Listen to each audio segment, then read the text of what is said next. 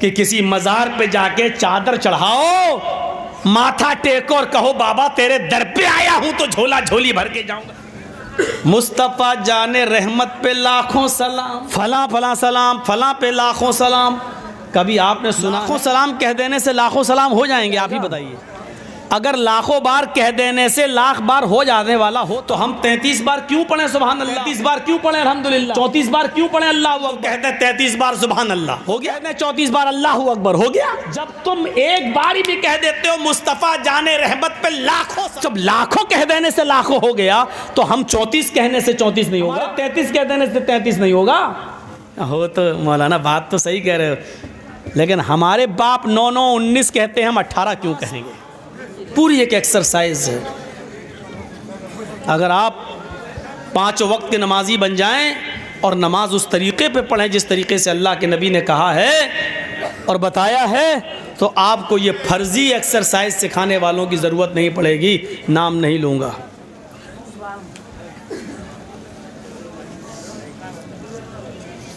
आजकल जो फर्जी लोग पैदा हो गए हैं एक्सरसाइज सिखाने वाले,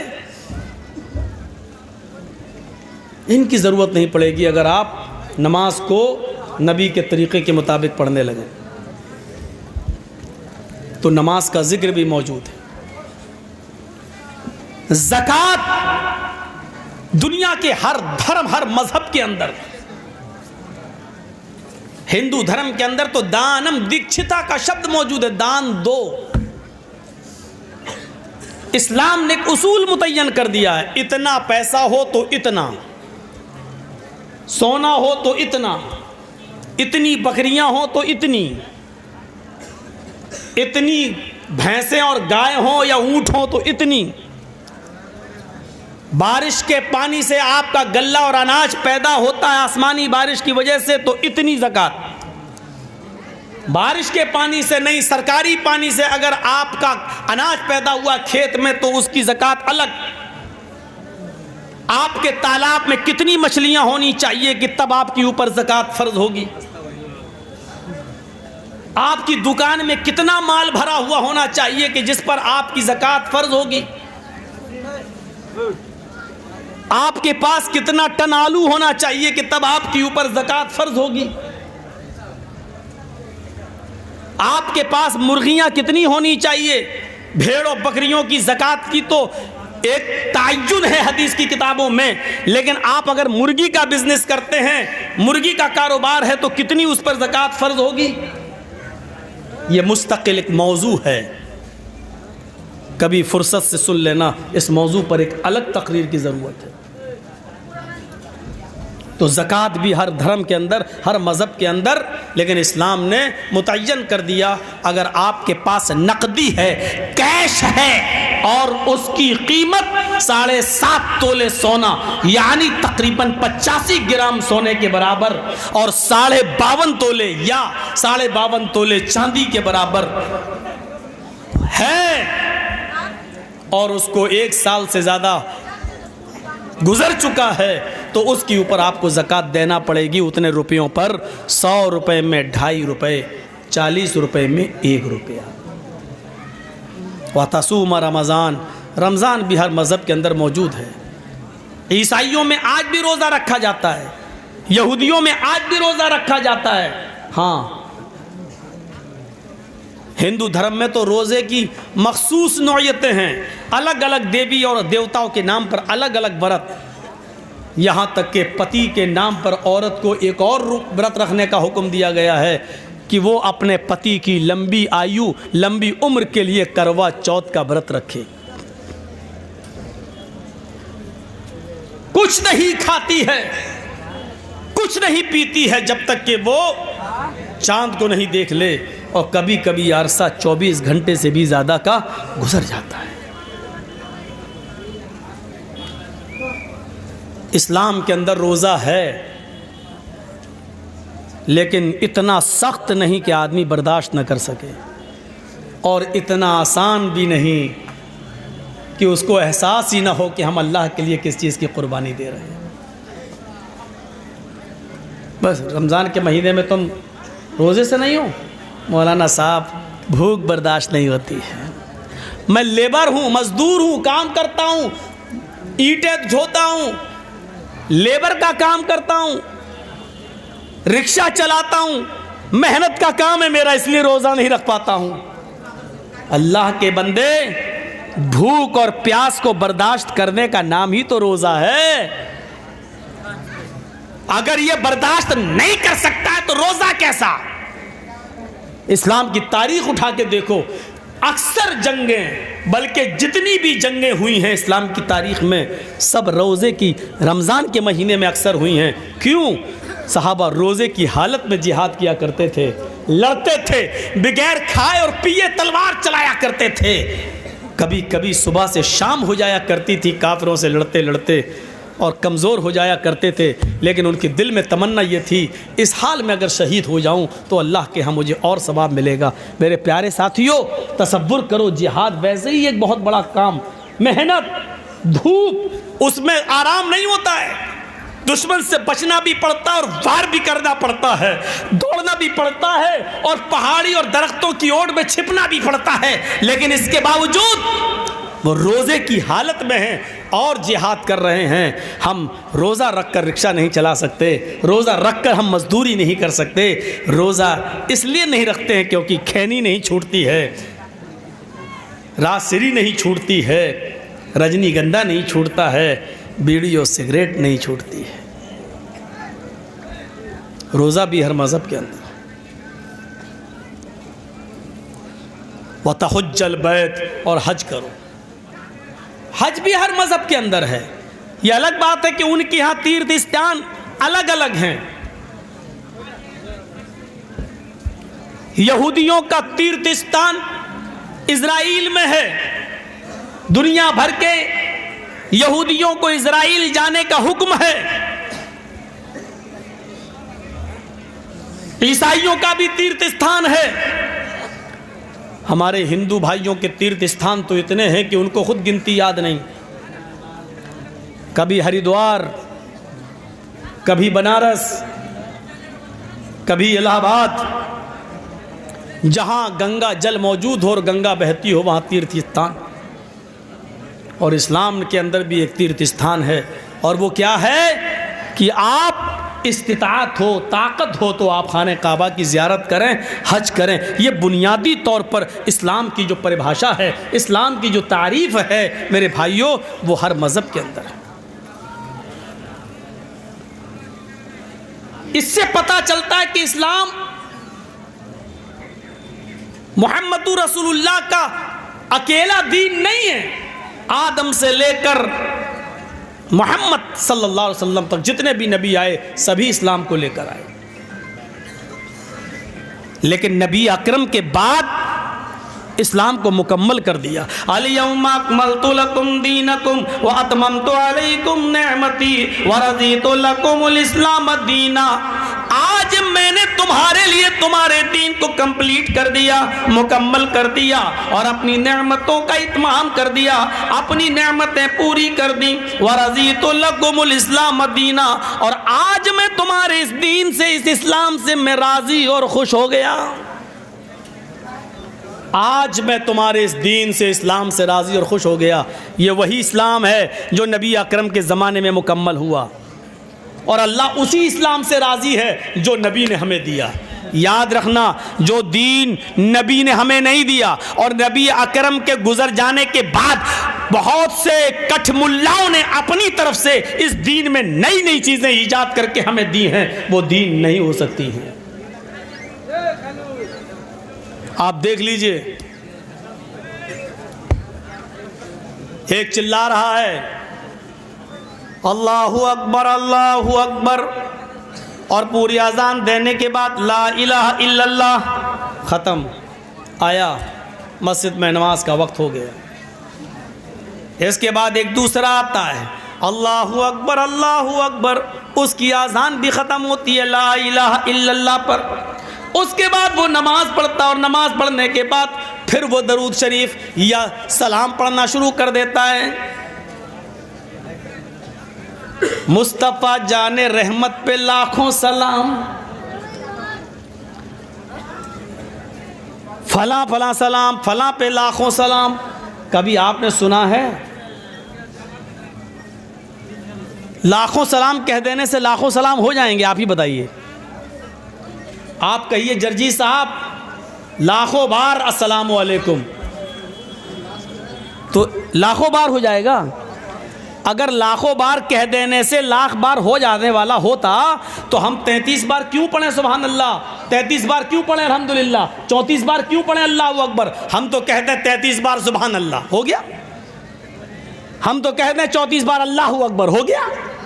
जब तुम एक बारी भी कह देते हो मुस्तफ़ा जाने रहमत पे लाखों सलाम, जब लाखों कह देने से लाखों हो गया तो हम 34 कहने से 34 नहीं होगा, हमारे 33 कह देने से 33 नहीं होगा। हो तो मौलाना बात तो सही कह रहे हो, लेकिन हमारे बाप 9 19 कहते हैं, हम 18 क्यों कहेंगे? हमारे बाप ने वही पढ़ा है। तो जो चीज़ इस्लाम में नहीं थी, नबी ने नहीं दी, वो नबी अकरम के इस दुनिया से गुजर जाने के बाद इस्लाम का हिस्सा नहीं हो सकती। इसलिए अल्लाह ने क्या फरमाया, आज मैंने उसी दीन को तुम्हारे लिए मुकम्मल किया है जो दीन तुम्हें मोहम्मद रसूलुल्लाह ने दिया है, और उसी दीन से मैं राज़ी और खुश हो गया। जहाँ ये चीज़ें बताई गई हैं इस्लाम की, वहीं कुछ ऐसी चीज़ें भी बताई गई हैं जिनका छोड़ना भी बहुत ज़रूरी है। और आइए सुनिए, एक हदीस पढ़ने जा रहा हूँ आपको। इस हदीस को इमाम अहमद ने अपनी मुस्नद अहमद के अंदर नकल किया है। हदीस के रावी हज़रत मुआज़ इब्न जबल रज़ी अल्लाह ताला अन्हु हैं। इस हदीस के अंदर 10 बातें बताई गई हैं।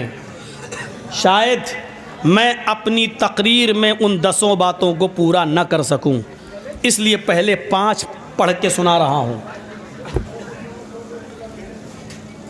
इन 10 चीज़ों को देखिए और सुनिए। मुझे लगता है कि 12:30 डेढ़ 1 घंटा पौन घंटे से ज़्यादा हो गया, मुझे पौन घंटे से तकरीबन। अब आपको सुकून पैदा कर लेना चाहिए था अपने जलसे में, लेकिन अभी तक सुकून है नहीं। उठना बैठना, वो देखो चप्पल उठा के चल दिए हज़रत। ये बीच से जो उठना बैठना होता, हमको इससे बड़ा डिस्टर्ब होता है। जिनको ज़्यादा उठने की आदत है वो पीछे बैठा करें। उनकी उम्र कितनी है देखो तो, 60 साल। ये रात के 1:30 बजे जाके क्या करेंगे? अब चाची भी इनके लायक न रही। अब ऐसे लोग इस रात में उठ के भागेंगे तो कैसे काम चलेगा, आप बताइए। और जब पेशाब ज़्यादा लगता है, किनारे बैठना चाहिए, फिर बीच में नहीं आना चाहिए, क्योंकि बूढ़े आदमी हैं, हर चीज़ लगेगी। कल के जलसे में एक छोटा सा बच्चा उठ गया, वहाँ कल नहीं शायद परसों के जलसे में। अब उसकी वो कमर ऐसे ऐसे करने लगा, उसकी कमर में दर्द। बताइए, इतने से बच्चे की कमर में दर्द, जबकि उसने कमर का कोई काम लिया ही नहीं अभी तक, और कमर में दर्द। अजीब हालतें हो रही, सामने बैठ के ये सब काम करते। इन 10 चीज़ों को सुनिए नौजवानों। आज 10 ना बता पाए तो 5 तो इंशाल्लाह मैं बता ही दूंगा, और 5 गिना दूंगा रस्मी तौर पर, ताकि याद रहे कि 10 हैं क्या। वअन मुआज़ इब्न जबल रज़ियल्लाहु तआला अन्हु क़ाल औसानी रसूलुल्लाह सल्लल्लाहु अलैहि वसल्लम बिअश्रि कलिमात ला तुशरिक बिल्लाहि शैअन इन क़ुतिलता हुर्रिक़ता वला तउक़न्न वालिदैक व इन मराकन तख़रुज मिन अहलिका व मालिक वला तत्रुकन्न सलातन मक्तूबतन मुतअम्मिदन फ़इन्न मन तरक सलातन मक्तूबतन मुतअम्मिदन फ़क़द बरिअत मिन्हु ज़िम्मतुल्लाह वला तशरबन्न ख़मरन फ़इन्नहु रअसु कुल्लि फ़ाहिशतिन इय्याक बिल मासियह फ़इन्न बिल मासियति हल्ल सख़तुल्लाहि अज़्ज़ व जल्ल। फ़िलहाल 5 चीज़ें। ये भी इस्लाम का एक हिस्सा है। आप इबादत कर रहे हैं, हज कर रहे हैं, ज़कात दे रहे हैं, कलमा पढ़ रहे हैं, लेकिन इन चीज़ों से अगर आप रुक नहीं रहे हैं तो आप इस्लाम के अंदर दाखिल नहीं हैं। मुआज़ इब्न जबल कहते हैं कि अल्लाह के रसूल सल्लल्लाहु अलैहि वसल्लम ने मुझे 10 बातें बताई, 10 चीज़ों की मुझे वसीयत की, 10 चीज़ों का मुझे हुक्म दिया। उन 10 चीज़ों में पहली चीज़ क्या बताई? ला तुशरिक बिल्लाहि शैअन इन कुतिलता हुर्रिकता। आए मुआज़, अल्लाह के साथ कभी भी किसी भी हाल में किसी गैर को शरीक मत करना। चाहे तुम्हें कत्ल कर दिया जाए या तुम्हें जलाकर राख कर दिया जाए, तुम्हारी बॉडी को जलाकर हवा में उड़ा दिया जाए, कुछ भी किया जाए, लेकिन अल्लाह के साथ किसी को शरीक मत करना। शिर्क सबसे बड़ा गुनाह है। इन्नल्लाह ला यग़फ़िरु अन युशरक बिही व यग़फ़िरु मा दून ज़ालिका लिमन यशा। अल्लाह शिर्क को कभी माफ़ नहीं करेगा और उसके अलावा जिसको चाहेगा बख्श देगा। उस अपनी कुदरत से जिसको चाहेगा माफ़ कर देगा, लेकिन शिर्क को कभी माफ़ नहीं करेगा। अगर किसी मुशरिक को उसके शिर्क की वजह से माफ़ी मिलने की इजाज़त होती या माफ़ किया जा सकता है कोई मुशरिक, तो वो अल्लाह के रसूल के चचा अबू तालिब हैं, लेकिन अबू तालिब को भी माफ़ नहीं किया जाएगा। हज़रत इब्राहीम के बाप आज़र हैं, लेकिन आज़र को भी जहन्नम से निकाला नहीं जाएगा, क्योंकि इन दोनों का इंतकाल शिर्क पर हुआ है। समझ में नहीं आ रहा है भैया? पीछे बोल रहा है, देखो लगा कान में आवाज़ आती है भाई। असल में हम लोग बम्बई, राजस्थान, हरियाणा, हैदराबाद, कश्मीर, पंजाब, हर जगह जलसा कर चुके हैं, बड़ा सुकून रहता है, तो वही आदत बनी हुई है। टोटल बिहार और बंगाल में हम जलसे कर रहे हो तो शोर शराबे में भी बोलने की आदत होती, तो हमारी नहीं आदत, हम भूल जाते हैं, अब जहन से निकल जाता है कि हम क्या बोल रहे हैं। तो शिर्क अल्लाह रब्बुल आलमीन माफ़ नहीं करेगा, लेकिन शिर्क को पहचानिए, शिर्क क्या है। हर आदमी कहता है शिर्क गुनाह है, लेकिन शिर्क है क्या? अल्लाह के नबी फरमाते हैं कि शिर्क चींटी की चाल से ज़्यादा बारीक है। हम कर जाते हैं और पता नहीं चलता। जर्जिस साहब को बुखार आ गया, सर में दर्द है, डॉक्टर के पास गए, जल्दी से 102 102 डिग्री बुखार तेज़, पैरासीटामोल दिया, डोलो दिया, कुछ दिया, जल्दी से खाया पिया, खाना ना खा के थोड़ी देर के बाद आराम, माशाल्लाह अच्छा आराम मिला। मौलाना साहब कैसी तबीयत है? बहुत अच्छी, उस डॉक्टर ने मुझे ठीक कर दिया है। शिर्क हो गया। अरे फलां डॉक्टर से दवा लाए, उसकी दवा से ठीक हो गए। शिर्क कर दिया हमने, हमें पता भी नहीं चला।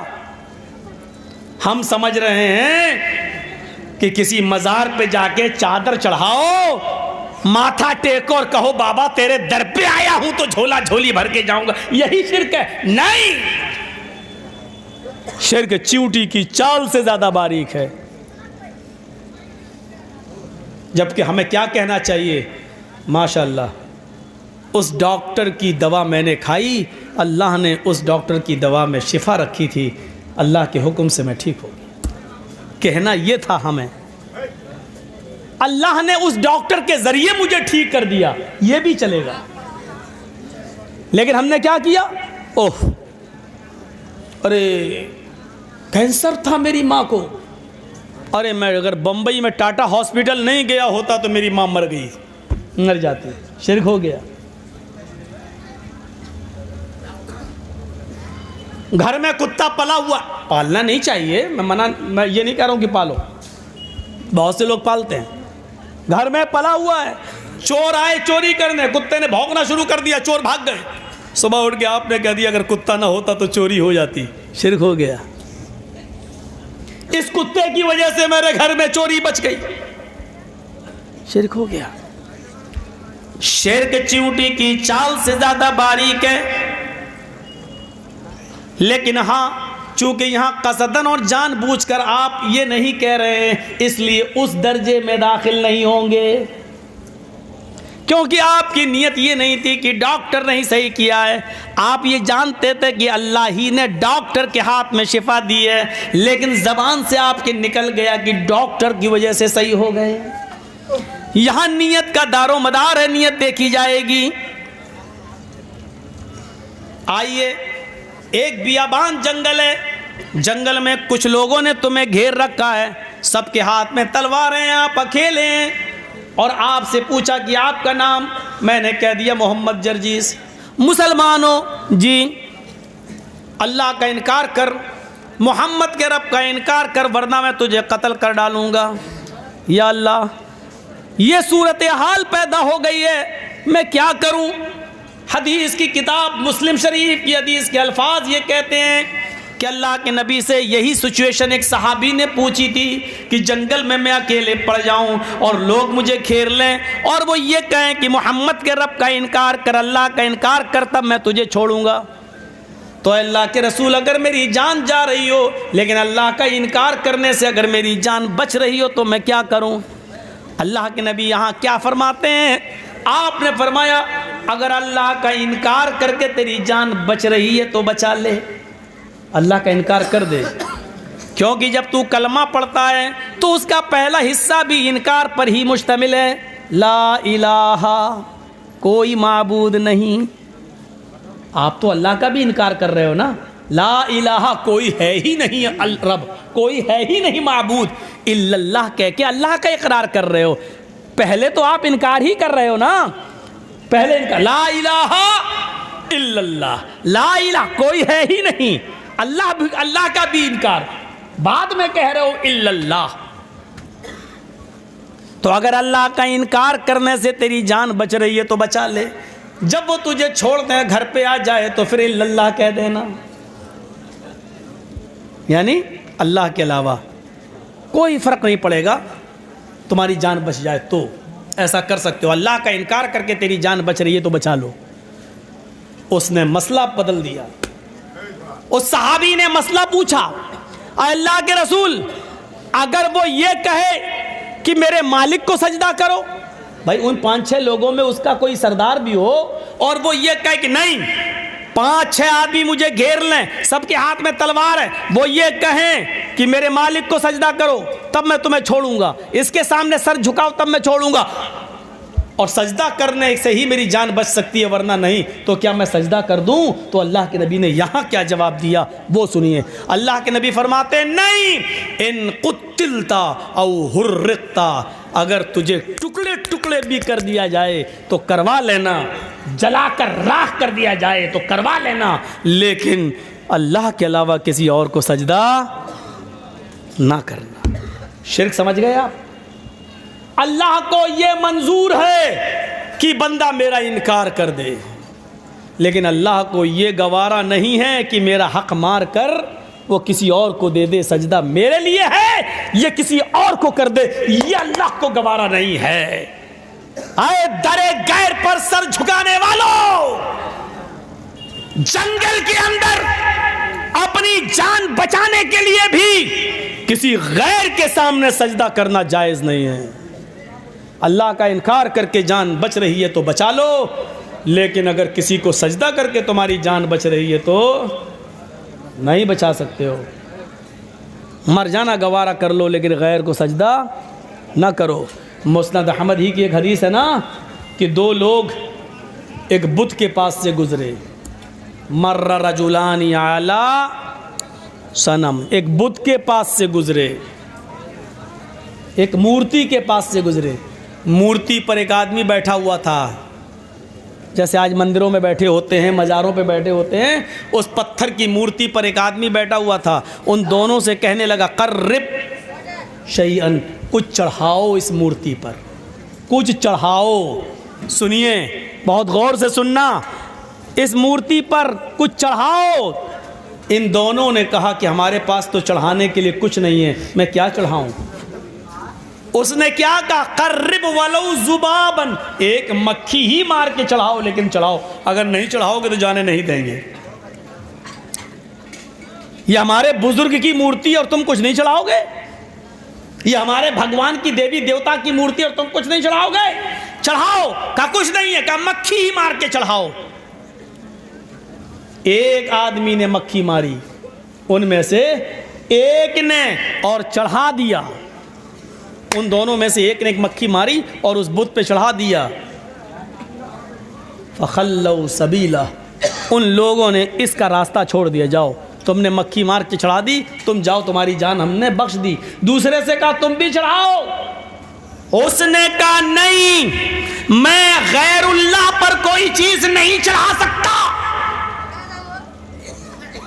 हदीस के अल्फाज हैं फ़क़तलूहु, उस मूर्ति पर बैठे हुए लोगों ने मिलकर इसको मार डाला। किस जुर्म में? इसने एक मक्खी भी मार के नहीं चढ़ाई, इसको मार डाला। फ़दख़लल जन्नह, अल्लाह ने इसको जन्नत में दाखिल कर दिया। एक मक्खी जिसने मार के चढ़ाई वो कहाँ गया? जहन्नम में। हम क्या क्या चढ़ा देते हैं।